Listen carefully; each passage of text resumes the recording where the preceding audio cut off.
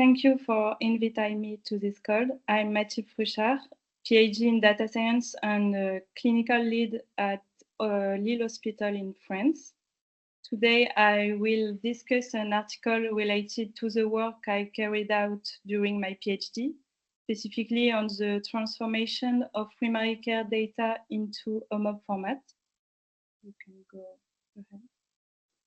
In France, health data can be stored at different levels. At the national level, we have the SNDS, National Health Data System, which compiles claim data for procedures on medication. This database includes information for the majority of French populations, but doesn't contain clinical data. Currently, this database is being transformed into the OMOP format. You can go. In hospitals, some databases are already in the OMOP format and include clinical data for patients who have been hospitalized in the establishment. However, these databases don't provide information on patients' condition or follow-up outside the hospitals. You can go, please. We focused on data from health centers to obtain a multi-year overview of patient follow-up. In France, there are 2,501 health centers, and 231 of them are located in the north of France. These centers employ 3,000 healthcare professionals, including 857 general practitioners. Here, we are focusing on GP's data from health centers. A visit is divided into 4 steps. The first step, a patient arrives with a reason and describes symptoms. Based on this, the GP proceeds to the examination phase. He collects biometric measurements such as heart rate or weight. In the third phase, the GP provides a conclusion about the patient's medical conditions and establishes a diagnosis. On the final phase, the GP may describe medications to the patient. Outside of the visit, the GP also receives the patient's lab results carried out in an external laboratory.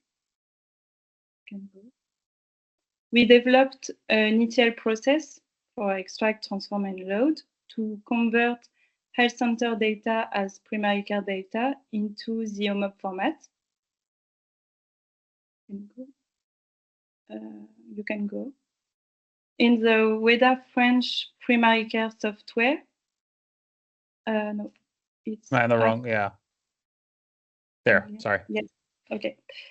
In the WEDA French primary care software, many fields allow GP to enter data as free text. A GP may choose to record all the data from a visit in a single file. You can go. The software's data was provided to us as XML files with 1 file per patient. Many of these files include free text entries. The first step was to integrate the XML data to a source database to standardize formats and centralize data storage. This source database followed the same table and column names as those in the XML files. The transformation phase had 2 parts, structural transformation and semantic transformation. For structural transformation, the goal was to map source tables and columns to the OMOP model. To facilitate this, we use White Rabbit and Rabbit in a Hat tools. And 2 main challenges arose. First, a single source table often needed to be mapped to multiple OMOP tables. And second, most of the data in these tables was unstructured free text. The node table allowed to store these textual data entries. Can go. For semantic transformation, this step involves mapping each source concept to the standard vocabulary concept. Challenge here included spelling variations for the same concept in free text files, like hemoglobin A1C. You can go. OMOP facilitates mapping local data by two-step join process.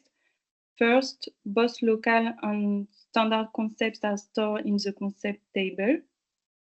The local to standard concept mapping is saved in the concept relationship table.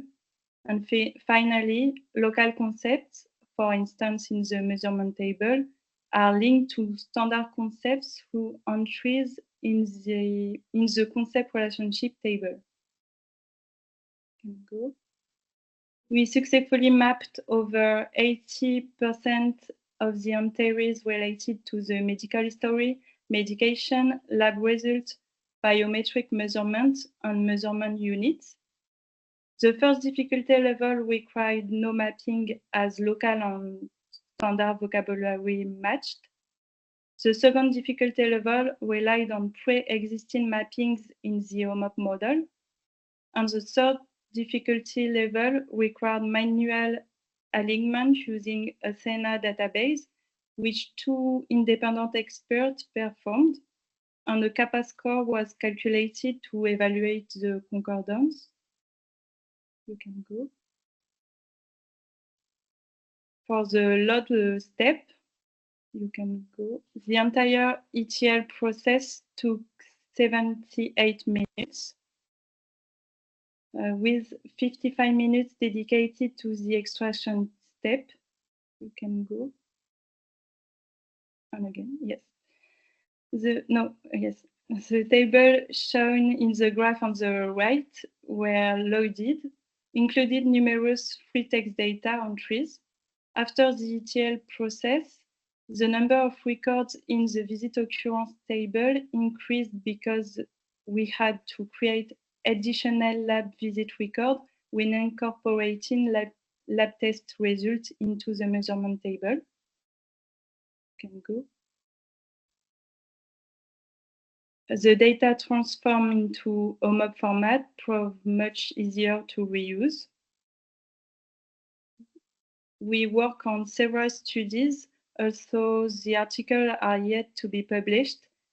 Some of our contributions include developing an optimization strategy to avoid starting ETL development from scratch every time new data is integrated, creating an algorithm for detecting gaps in care, performing a descriptive analysis of diabetes, and designing a dashboard to monitor health center activity, which can be integrated into the software. Can go. Regarding the limitations of this work, a patient may be mistakenly identified as no adherent to the treatment if we rely on prescription made by a GP from just one health center.